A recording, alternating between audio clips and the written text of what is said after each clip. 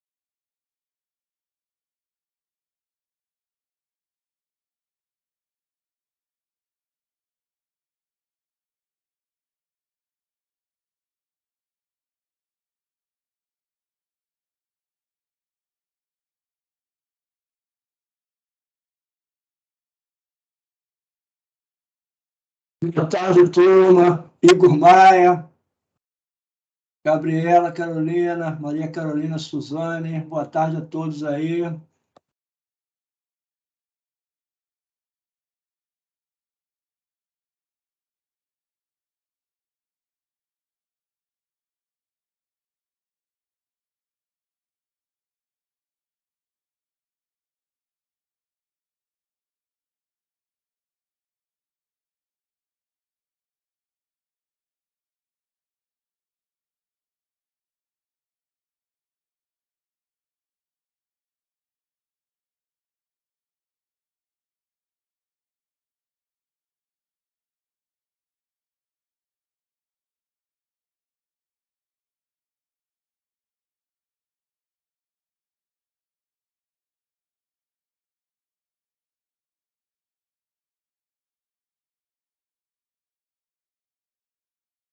Olá, pessoal. Boa tarde a todas e todos. Estão me ouvindo aí e me vendo?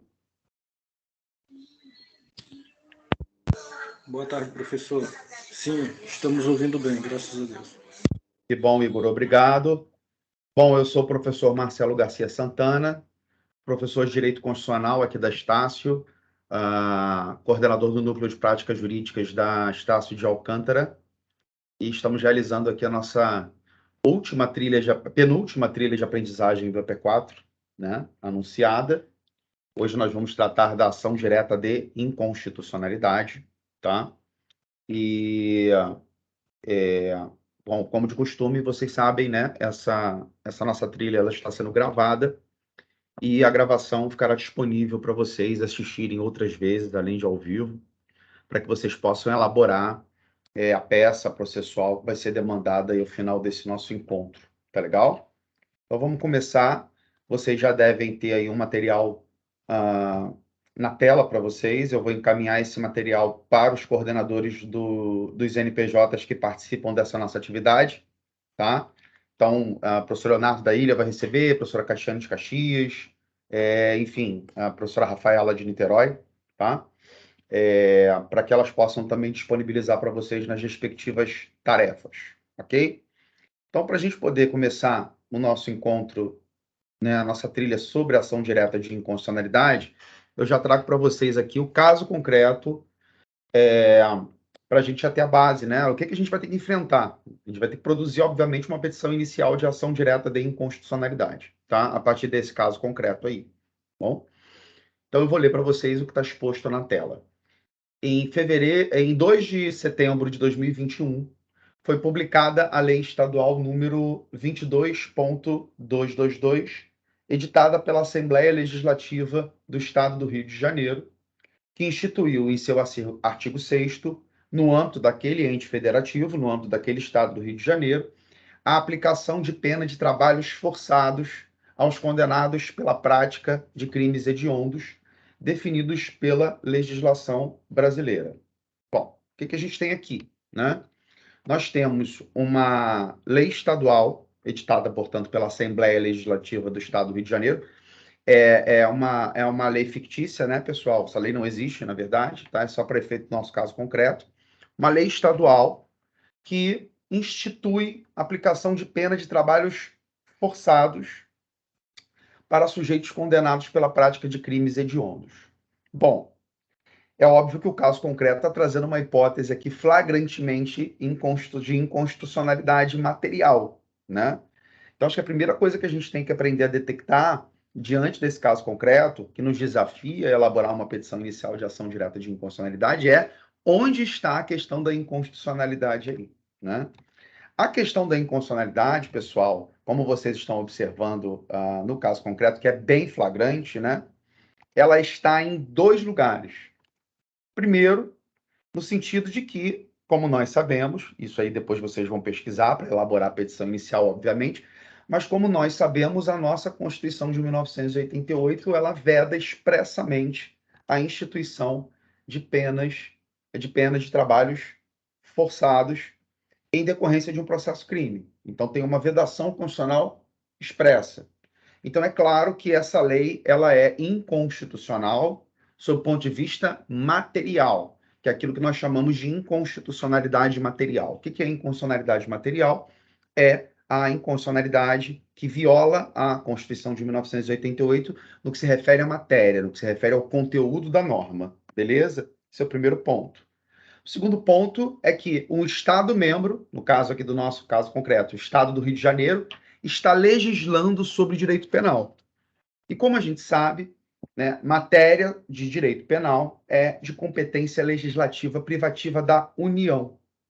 Então, nós temos dois problemas: uma inconstitucionalidade material, na medida em que a lei institui pena de trabalhos forçados, e inconstitucionalidade formal, uma vez que o Estado-membro não tem competência legislativa, na forma do artigo 22, inciso 1 da Constituição. O Estado-membro não tem competência legislativa para legislar sobre direito penal. Essa competência é privativa da União, ok?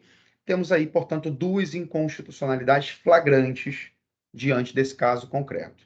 Tudo bem até agora? Conseguimos perceber nitidamente essas duas espécies de inconstitucionalidades aqui? Se não, me fala que eu repito e a gente explica com mais calma. Tá legal?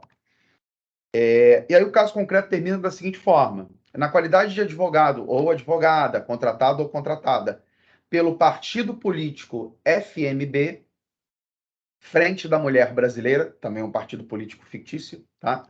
Elabore a petição inicial de ação direta de inconstitucionalidade. Então, você é advogado ou advogada do partido político Frente da Mulher Brasileira, FMB, tá? Um partido fictício. E o partido quer impugnar essa norma no Supremo Tribunal Federal via ação direta de inconstitucionalidade. Então, ele te contrata para você propor essa ação direta de inconstitucionalidade no STF, tá? Esse é o nosso caso concreto, por enquanto. Alguma dúvida até agora? Alguma pergunta para a gente poder prosseguir? Eu vou entrar agora em aspectos gerais dessa modalidade de ação, para você já ter um estofo para poder elaborar a petição inicial, e logo em seguida eu vou mostrar para vocês o modelo de petição inicial de ação direta de inconstitucionalidade, tá? Imagino que esteja tudo certo, que ninguém esteja com dúvidas, então, tá? Se tiver, pode abrir o microfone e me interromper e perguntar, tá bom? Então, vamos lá. Primeira coisa que a gente tem que ter em mente, pessoal, antes de falar de legitimação ativa, legitimação passiva, né? A órgão jurisdicional responsável pelo julgamento da ação direta de inconstitucionalidade, a gente tem que entender o seguinte: a ação direta de inconstitucionalidade, ela é um instrumento, ela é uma ação constitucional, tá? Essa é a natureza dela, de controle concentrado de constitucionalidade. O que é isso, né? O que é controle concentrado de constitucionalidade? No caso brasileiro, pessoal, nós adotamos a modalidade mista de controle de constitucionalidade. O controle ele pode ser feito tanto pela via difusa, que significa dizer que qualquer juiz ou tribunal pode realizar controle de constitucionalidade no caso concreto, é o que nós chamamos de controle difuso ou controle concreto, né? E o controle de constitucionalidade no Brasil também pode ser feito pela modalidade concentrada, né? Se chama concentrado por quê? Porque a competência para realizá-lo está concentrada no STF. Esse controle concentrado, ele é realizado por aquelas ações de controle concentrado que estão previstas na legislação brasileira, na Constituição e na legislação infraconstitucional. Que ações são essas? A ação direta de inconstitucionalidade, que é o nosso desafio aqui de hoje, a ação direta de inconstitucionalidade por omissão, a ação declaratória de constitucionalidade e a arguição de descumprimento de preceito fundamental, a ADPF, tá? No nosso caso, nós queremos propor uma ação direta de inconstitucionalidade e cabe ação direta de inconstitucionalidade aqui nesse caso, a gente vai ver isso daqui a pouco, tá? Então, assim, colocando todo mundo na mesma página e compreendendo que a gente está falando de uma ação de controle de constitucionalidade na modalidade concentrado, realizada, portanto, direto no STF, vamos dar uma olhada primeiro nas características gerais dessa modalidade de controle de constitucionalidade, que é o controle concentrado que a gente está tratando aqui, portanto, tá? A primeira coisa que a gente tem que observar é o seguinte, olha lá o que está na sua tela. Número 1, é tarefa exclusiva do Tribunal Constitucional, no caso brasileiro, o STF, tá? A realização desse tipo de controle. Por isso ele se chama, como eu disse, controle concentrado. Então, nos estados, né, nos países que adotam essa modalidade de controle de constitucionalidade, ele é realizado diretamente na Corte Constitucional, do órgão de cúpula do Poder Judiciário dos países que adotam essa modalidade. No caso brasileiro, quem é o órgão de cúpula do nosso Poder Judiciário? É o Supremo Tribunal Federal, nossa Corte Constitucional, tá? Então, já percebemos o seguinte, fatalmente, nós vamos ver isso na Constituição, mas fatalmente a competência para julgamento dessa ADI será do STF, portanto, atenção ao endereçamento da peça, né? Essa ação deve ser proposta, portanto, diretamente no Supremo Tribunal Federal, tá? Segunda questão importante, a análise da constitucionalidade da norma, ela é feita em tese, portanto, não está vinculada a um determinado caso concreto, né? Porque nós estamos tratando do que chamamos de controle abstrato de constitucionalidade, controle objetivo de constitucionalidade. Vamos explicar isso melhor. O que está acontecendo aqui? A análise se a norma é constitucional ou inconstitucional, ela é feita em abstrato, o que significa dizer que essa questão não chegou no Supremo Tribunal Federal via recurso. Ela não chegou no Supremo Tribunal Federal num processo de fulano versus Beltrano. A gente vai perceber que essa ação, em controle concentrado e abstrato, ela tem partes e sentido formal. Tem legitimado ativo e legitimado passivo. Mas nós não temos interesses subjetivos em voga. Aqui o interesse é público, de ver a norma declarada constitucional ou inconstitucional, tá? Então, essa análise é feita em abstrato. A única coisa que o Supremo tem que definir a partir dessa ação, se a lei sofre de vício de inconstitucionalidade ou não, e a gente viu a partir do caso concreto que ela sofre. Tá legal? Terceiro ponto importante é, a questão constitucional é a única que se discute na ação, acabei de falar isso. Então, ela vai compor na sentença a fundamentação e a parte dispositiva da sentença, né? Então, o Supremo, como eu disse, só vai analisar em tese se a lei é constitucional ou inconstitucional, e vai declarar isso ao final por sentença, tá? Outro ponto importante é que nós estamos tratando, como eu disse, de jurisdição constitucional abstrata, o que significa dizer que, de forma reiterada, a análise, o único objetivo do processo é dizer se a norma é ou não inconstitucional. Isso é importante para a gente compreender como é que a gente vai formular o pedido no final, nessa petição inicial, tá? A decisão definitiva de mérito nessa ação direta de inconstitucionalidade, que é o nosso caso, ela tem eficácia temporal ex tunc. O que significa isso, pessoal? A declaração de inconstitucionalidade, gente, equivale a uma declaração de invalidade da norma.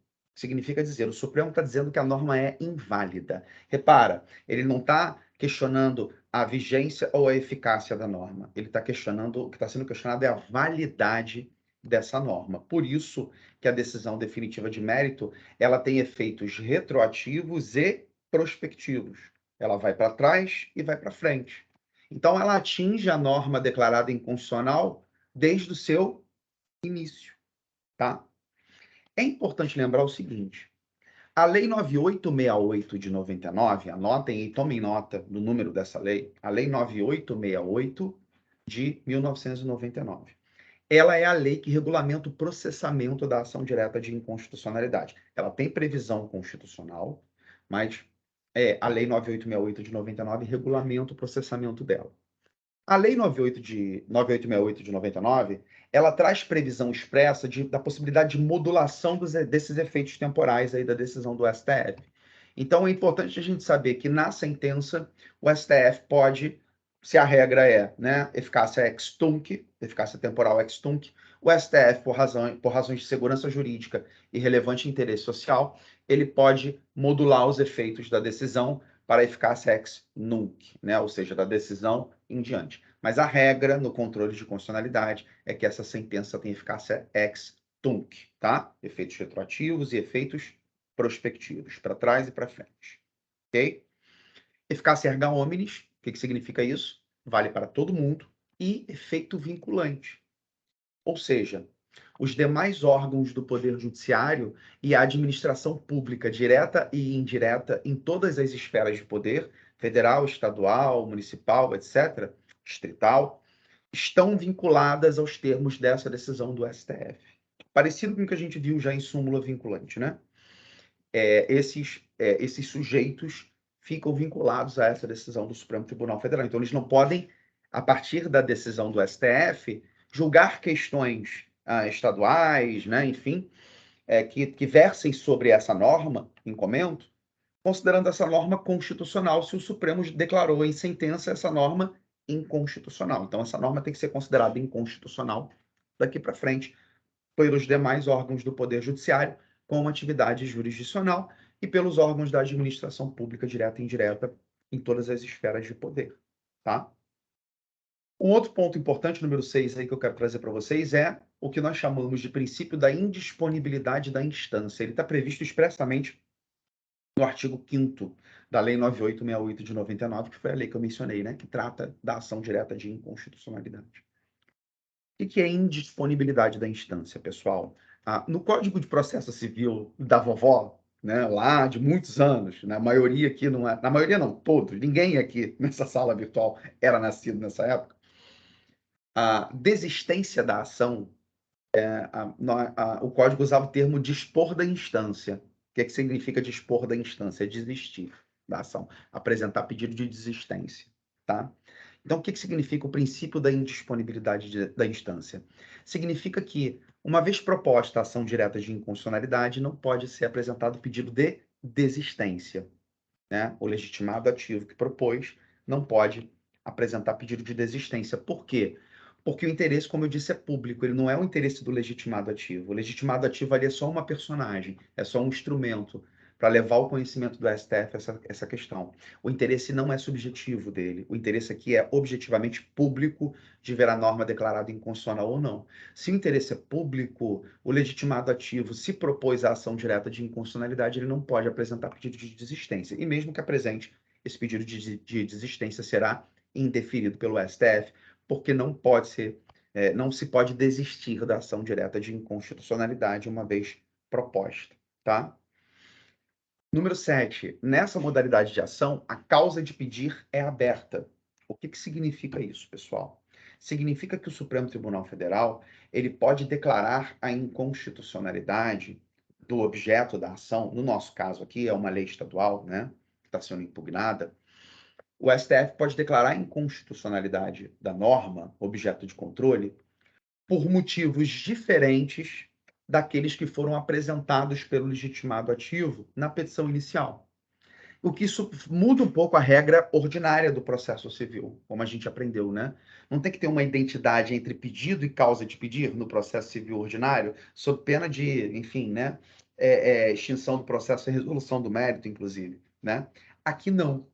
Aqui o Supremo ele pode olhar a petição inicial e dizer o seguinte, olha, a norma realmente é inconstitucional, mas não pelas razões que o legitimado ativo apresentou na petição inicial, mas por outras razões.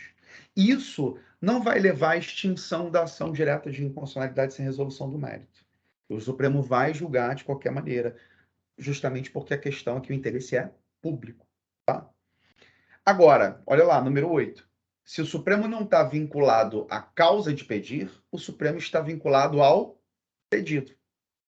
Então, repara, se o legitimado ativo requereu que seja declarada a inconstitucionalidade da Lei X, o Supremo não pode declarar a inconstitucionalidade da Lei X e da Lei Y, que não foi objeto da ação, tá? Ele vai ter que, né, se ater ao que foi apontado ali como objeto desse tipo de ação, né? Ele não pode sair por aí declarando a inconstitucionalidade de várias normas jurídicas se elas não são objeto daquela ação de controle concentrado, né? Só aquilo que foi objeto da ação especificamente, tá? Então, o Supremo está vinculado ao pedido. E no item 9, a gente está vendo o seguinte: nessa modalidade de controle de constitucionalidade, ação direta de inconstitucionalidade, não existem privilégios processuais da Fazenda Pública, tá? Então, sabe aquela história de prazo em dobro, prazo em quádruplo, né? Isso não acontece na ação direta de inconstitucionalidade, posto que inexistem privilégios processuais relativos à Fazenda Pública, tá? Número 10. Capacidade postulatória dos legitimados. Atenção, porque isso aqui tem profunda relação com a petição inicial que a gente está elaborando, né? No nosso caso concreto, por que que o partido político aí fictício contratou você como advogado ou advogada, né? Por quê? Porque partido político não tem capacidade postulatória. O que significa isso, gente? O partido político, ele é legitimado ativo. Ele pode propor ação direta de inconstitucionalidade. Daqui a pouco a gente vai ver os legitimados, tá? Mas ele não tem capacidade postulatória. O que significa dizer que ele, para ele propor a ação direta de inconstitucionalidade, ele vai ter que se fazer representar por um advogado ou advogada constituído aí por procuração, tá?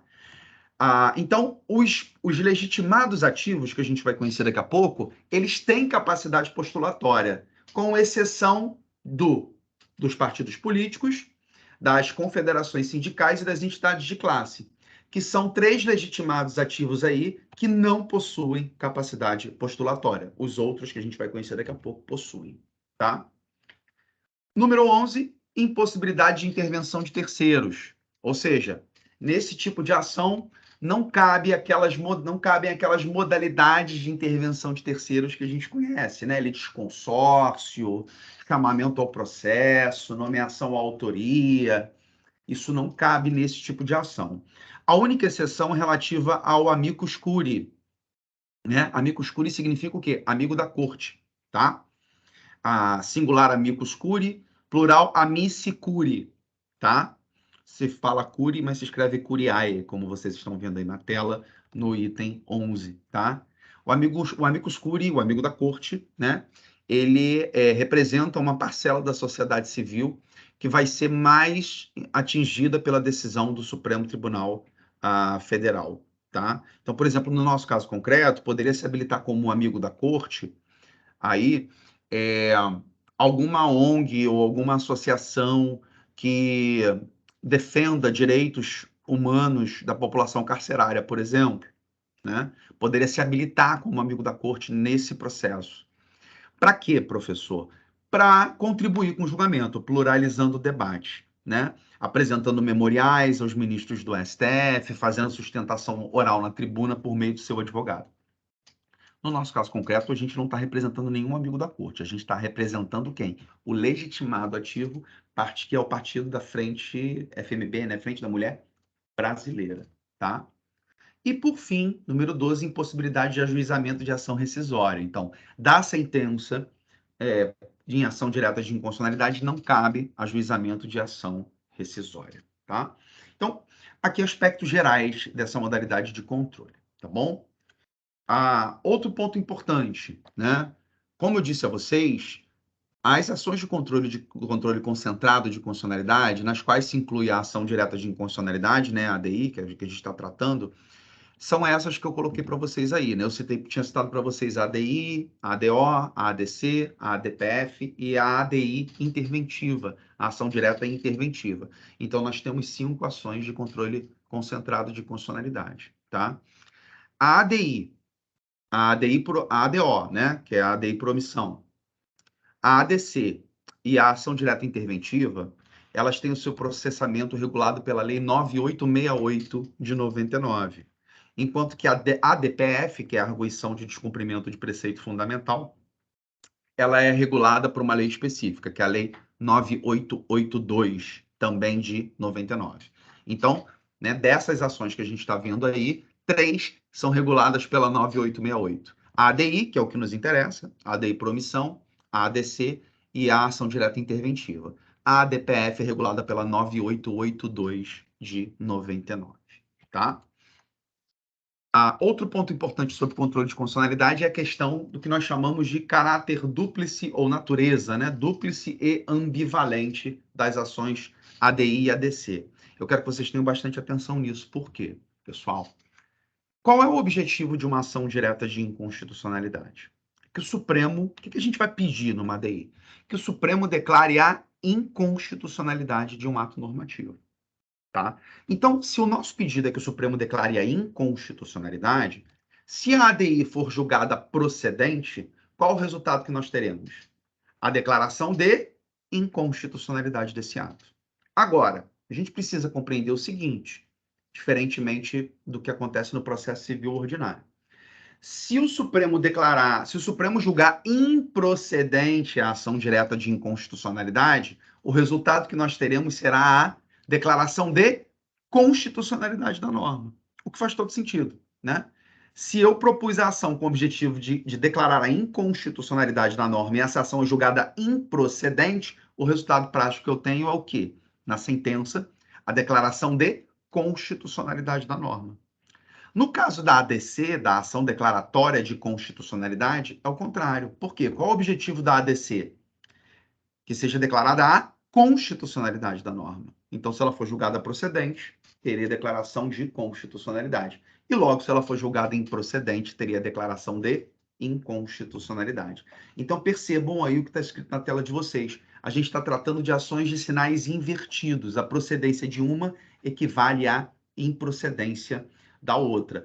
Para o que nos interessa, ação direta de inconstitucionalidade, a gente vai pedir o quê? Vai pedir a procedência da ação para declarar a inconstitucionalidade do ato normativo do nosso caso concreto, né? Que é objeto de controle, tá? Vamos falar agora sobre legitimação ativa, né? Essa ação de controle de constitucionalidade, pessoal, ela tem um rol de legitimados ativos, tá?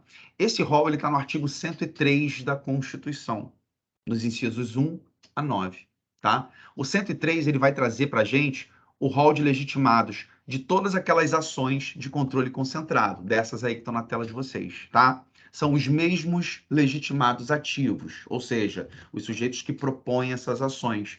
Estão listados no artigo 103 da Constituição. Esse rol ele é repetido pelo artigo 2º da 9868 de 99 e pelo artigo 2º, inciso 1, da 9882 de 99, que é aquela lei específica da ADPF, tá? O que nos interessa aqui? 103, Constituição, né, legitimado ativo, e artigo 2º da 9868 de 99, né, que também vai trazer o rol de legitimados.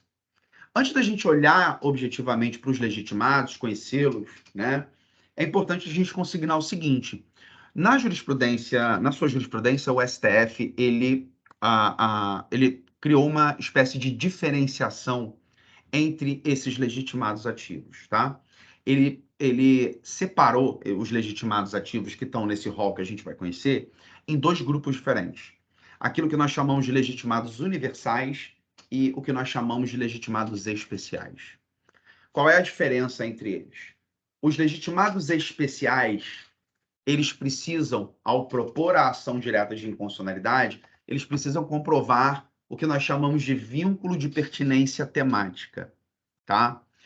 O que seria o vínculo de pertinência temática? Seria a comprovação de que existe uma relação entre as atividades institucionais do legitimado ativo e o conteúdo da norma impugnada. Vou te dar um exemplo de ordem prática para você entender. O governador de estado é legitimado ativo para propor ação direta de inconstitucionalidade no STF, tá? Então, o governador, só que ele é um legitimado especial. O governador do estado do Rio de Janeiro pode propor ação direta de inconstitucionalidade impugnando uma norma do Estado do Rio de Janeiro no STF? Pode, porque ele tem legitimidade para isso. Agora, ele pode propor uma ação direta de inconstitucionalidade impugnando o conteúdo de uma lei de São Paulo, do Estado de São Paulo, no STF? Depende. Ele vai ter que comprovar a existência desse vínculo de pertinência temática, essa expressão utilizada pelo STF. Ou seja, ele vai ter que comprovar de que forma essa lei paulista atinge os interesses do Estado do Rio de Janeiro, para justificar a propositura da ação. Isso é uma condição especial da ação direta de inconstitucionalidade, pessoal. Se o legitimado é um legitimado especial, ele tem que comprovar o vínculo de pertinência temática. Os legitimados universais não precisam comprovar esse vínculo, tá bom? Vamos agora olhar para os legitimados, e eu coloquei aqui do lado para vocês LU e LE. O que significa essas siglas, né? LU, legitimado universal. LE, legitimado especial, que tem que comprovar o vínculo de pertinência temática, né? Então, são esses os legitimados que estão previstos no 103 da Constituição. Quem são eles? Presidente da República, que é um legitimado universal. A mesa do Senado Federal, que é um legitimado universal. O que é mesa, pessoal? A mesa, no parlamento, a mesa é o órgão que dirige os trabalhos da casa. Tá? Então, quem é que dirige os trabalhos da casa? A mesa do Senado. A mesa do Senado Federal. Ela é composta por 7 membros. Tá? Presidente, primeiro e segundo vice-presidentes, primeiro, segundo, terceiro e quarto secretários. Tá? A mesa diretora, então, o presidente da mesa do Senado é o presidente do Senado, né? Que, como a gente sabe, também é presidente do Congresso Nacional. Tá? Então, a mesa diretora ela é o órgão responsável por dirigir os trabalhos da casa. Tá?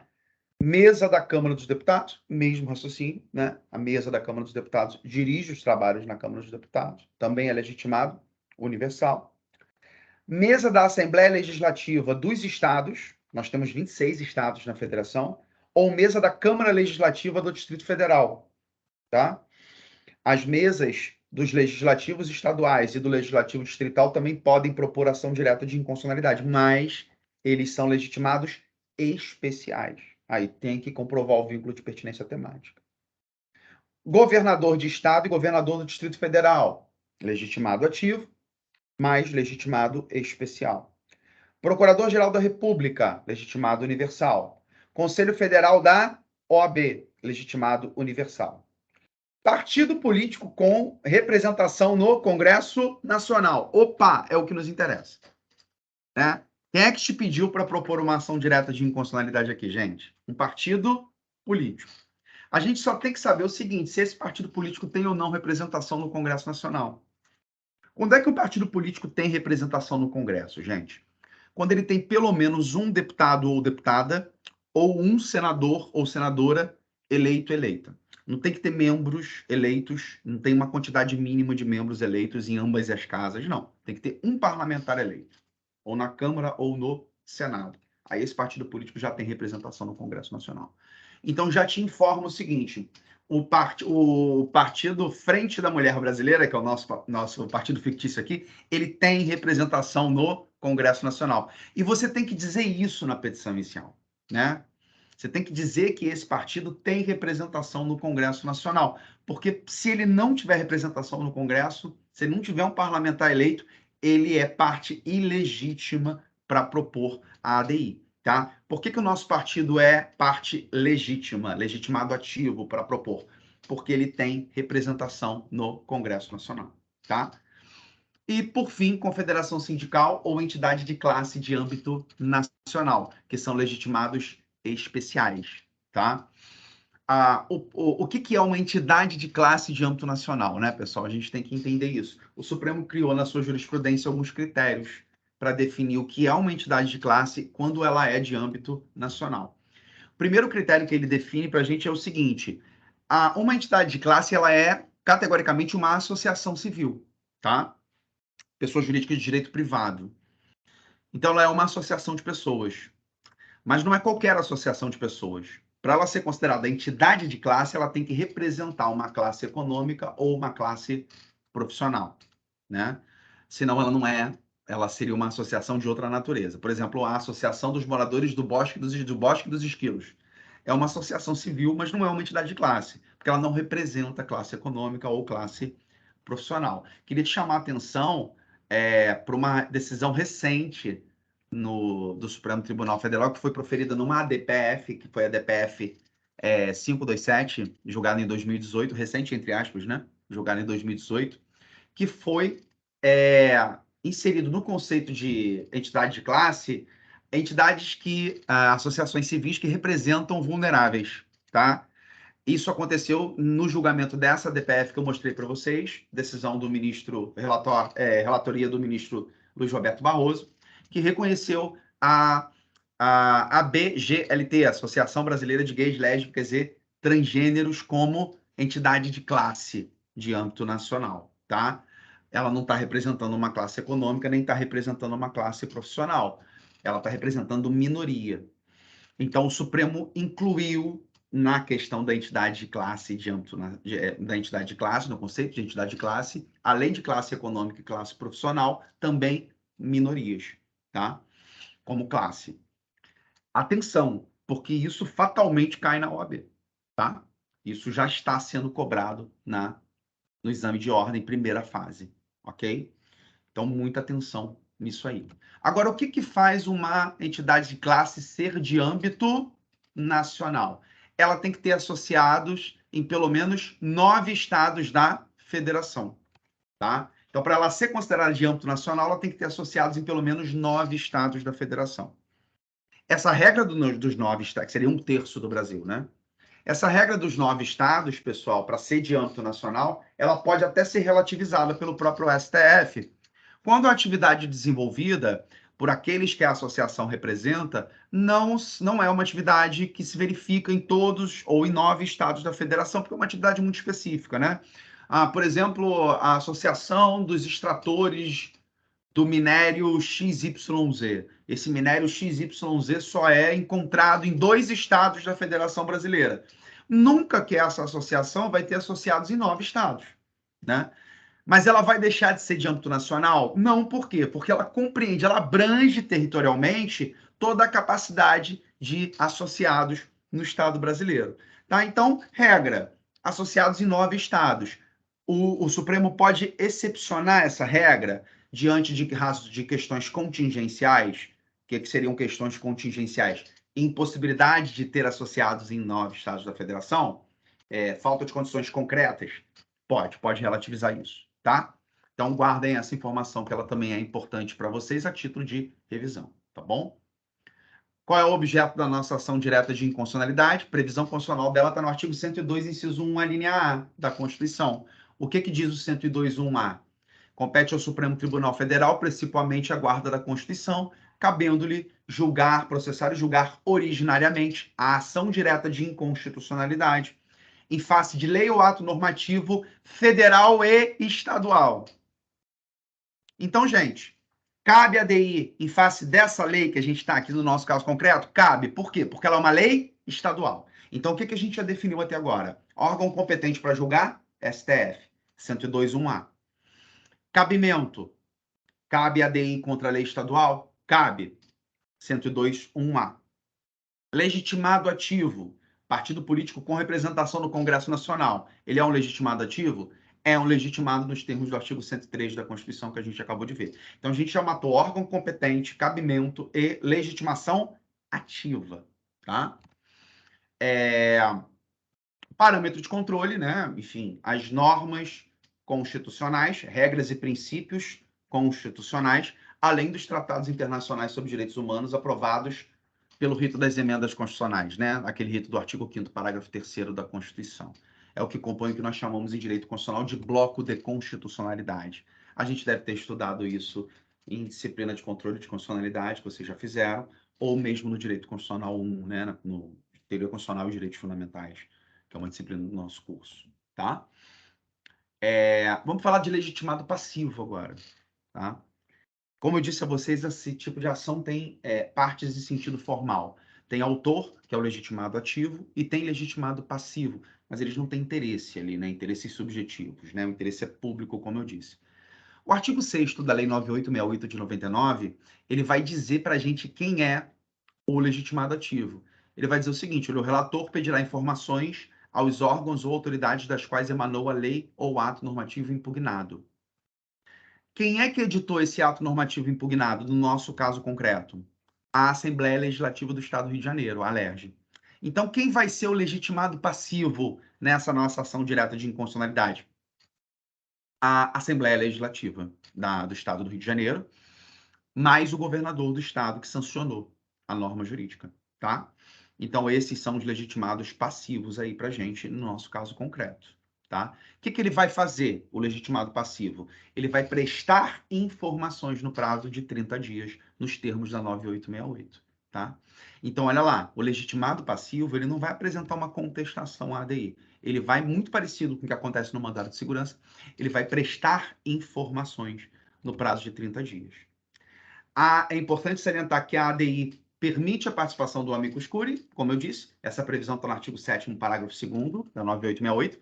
Não cabe a gente entrar agora nessa questão do amigo da corte. Eu vou disponibilizar esse material aqui para vocês, mas é importante a gente saber, né, que a figura do amigo da corte é uma figura que participa do julgamento da ação direta de inconstitucionalidade, já falei sobre ele, tá? O advogado-geral da União, ele tem uma participação fundamental na ADI, nos termos do artigo 103, parágrafo 3º da Constituição de 88. O que diz o 103, parágrafo 3º?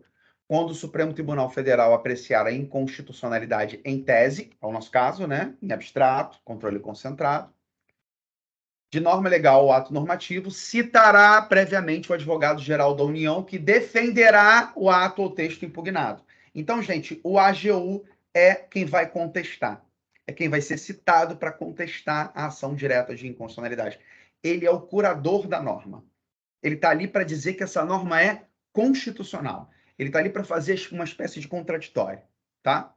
Se a gente pediu a declaração de inconstitucionalidade, ele está ali para dizer o seguinte: não, a lei é constitucional, tá? Então é ele que vai apresentar a contestação. Então, atenção, na petição inicial a gente tem que pedir a citação do advogado-geral da União nos termos do 103, parágrafo 3º da Constituição e nos termos do artigo 8º da Lei 9868 de 99, para que ele fazer o quê?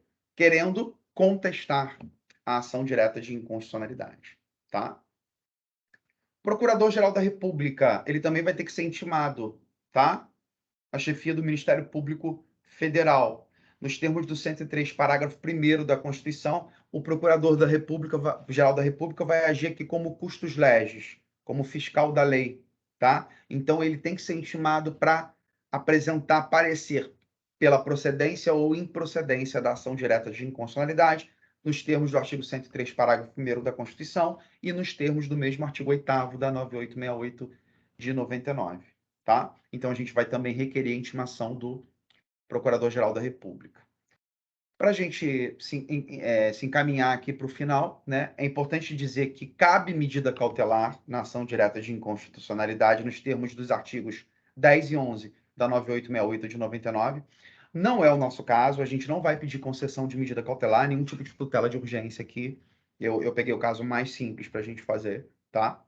Mas é importante a gente saber que cabe pedido de medida cautelar e o pedido de medida cautelar tem como requisitos os mesmos requisitos materiais, os mesmos requisitos de qualquer tutela de urgência, né? Fumus boniuris e periculo in mora. Os requisitos formais estão previstos na 9868, nos artigos 10 e 11, que são voto da maioria absoluta dos membros do plenário, do STF, salvo no período de recesso, quando o relator pode decidir sozinho e conceder a medida cautelar. Não é o nosso caso, está aqui para efeito de informação para vocês. Tá legal? Efeitos, como eu disse, eficácia contra todos. Essa sentença terá eficácia contra todos. Eficácia temporal ex nunc, salvo no caso de modulação dos efeitos temporais, tá? E tornando inaplicável a legislação anterior, salvo expressa manifestação em sentido contrário, que é aquilo que a gente chama de efeito repristinatório, né? Se eu declarei uma norma inconstitucional, mas ela tinha revogado uma norma anterior, na verdade, essa norma anterior não foi revogada. Por quê? Porque essa lei declarada inconstitucional ela é inválida. Então, é o que a gente chama de efeito repristinatório aí, tá? Isso não é relevante para a gente aqui no nosso caso concreto. O que é relevante para o nosso caso concreto, eu já disse para vocês, né? Legitimação ativa, legitimação passiva, competência, objeto, onde estão as inconstitucionalidades da norma, intimação do AGU para contestar, citação do AGU para contestar, melhor dizendo, a prestação de informação, intimação do legitimado passivo para prestar informações, intimação do Procurador-Geral da República para apresentar parecer como fiscal da lei, requerendo ao final que é a procedência da ação para a declaração da inconstitucionalidade da norma. Tá? Lembrando que a gente está falando de um partido político com representação no Congresso Nacional, que é um legitimado universal. Então, não precisa se preocupar com vínculo de pertinência temática aí, tá? Você precisaria se preocupar se ele fosse um legitimado especial.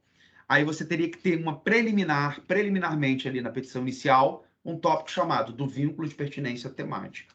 Não é o nosso caso, porque a gente tem um legitimado universal aqui contratando a gente, tá? Até nisso eu fui bonzinho, né?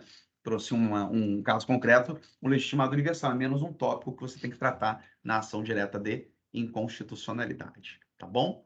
Então, pessoal, antes de encerrar, né, aqui, como eu disse, esse material eu vou disponibilizar para vocês. Eu trago agora para vocês aqui, eu vou disponibilizar também esse arquivo em PDF. Ele está na internet, mas eu disponibilizo para vocês também, para os coordenadores, um modelo, né, uma petição inicial de ação direta de inconstitucionalidade que eu vou exibir aqui na tela para vocês, só para a gente dar uma olhada geral nela. Claro, vocês dão uma lida com mais calma depois, tá? Até para vocês acompanharem o formato e, em caso de dúvida, ter um SOS aí para saber onde recorrer, tá? Olha lá, né? Aqui a gente olha o endereçamento, né? A presidência do Supremo Tribunal Federal, tá? Aqui quem está propondo a ação é uma Associação Nacional dos Defensores Públicos da União, ou seja, uma entidade de classe de âmbito nacional, né? Não é o nosso caso. Nosso caso é um partido político com representação no Congresso, propondo ação direta de inconstitucionalidade em face da Assembleia Legislativa do Estado de Santa Catarina. No nosso caso, é em face da LERJ e em face do excelentíssimo governador do Estado do Rio de Janeiro, que a gente está tratando de uma lei estadual. E aqui, olha, ele já diz o número da lei, né? Ele já diz aqui, né? Olha, com base no 102.1A e no 103, inciso 9, porque ele está dizendo que ele é legitimado ativo, né? Tá? O nosso está no mesmo inciso 9, né? Para partido político com representação no Congresso Nacional. Propor a ADI em face do artigo tal da lei tal. No nosso caso, propor a ADI em face da lei toda, né? Da lei número tal. E aí ele já diz aqui logo no início, na questão da qualificação das partes, ele já diz logo de cara o que está sendo, o que essa lei está violando na Constituição, tá?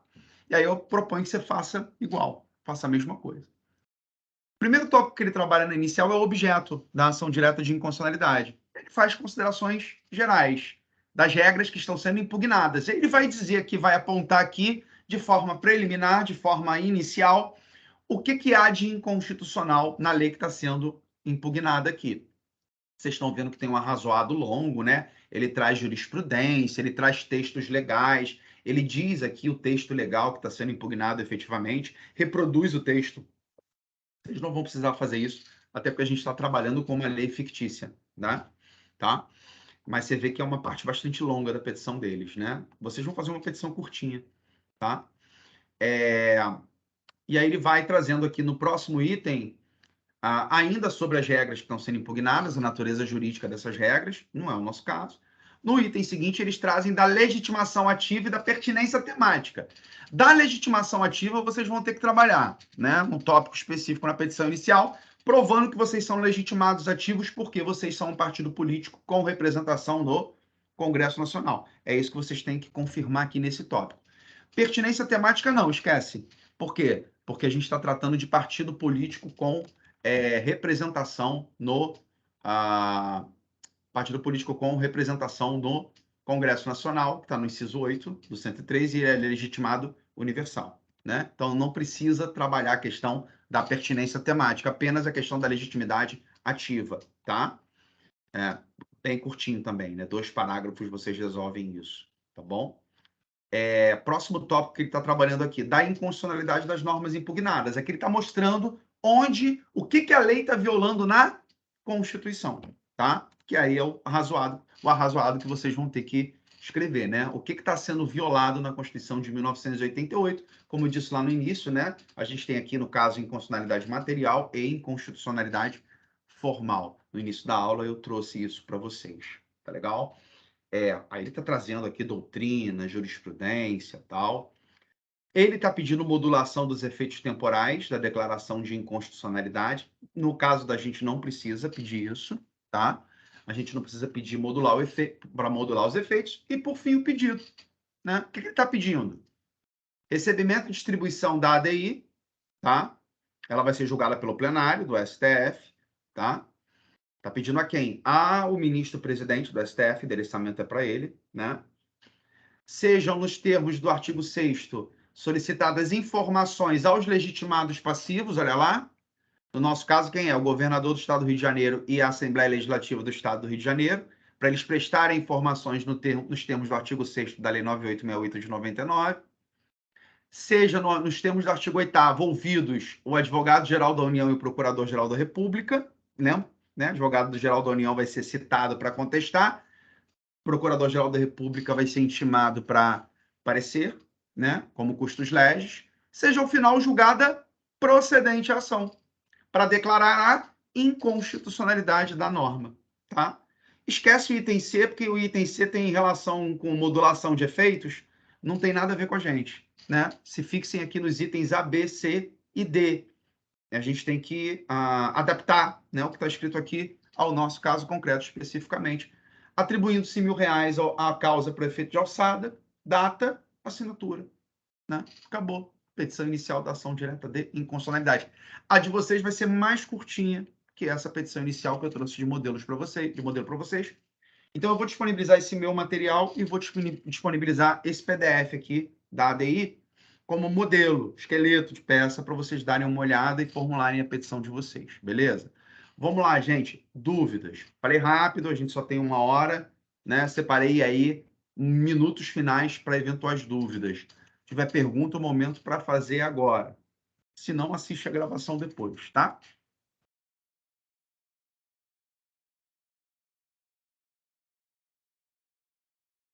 Ninguém tem pergunta? A aula foi tão clara assim, foi rápida, né? Tão clara que ninguém ficou com dúvida. Então tá beleza, tá ótimo. Bom, estou à disposição de vocês, tá legal, gente? Se tiver alguma dúvida, me procurem pelo privado, no Teams. Como eu disse, esses materiais ficarão disponíveis na tarefa que o seu coordenador ou coordenadora do NPJ vai abrir para você poder entregar essa petição inicial de ação direta de inconstitucionalidade. Tá bom? Espero que vocês tenham gostado, tenham aproveitado. Um grande beijo para vocês. Fiquem bem. Até a próxima trilha de aprendizagem do EP4. Tchau, pessoal.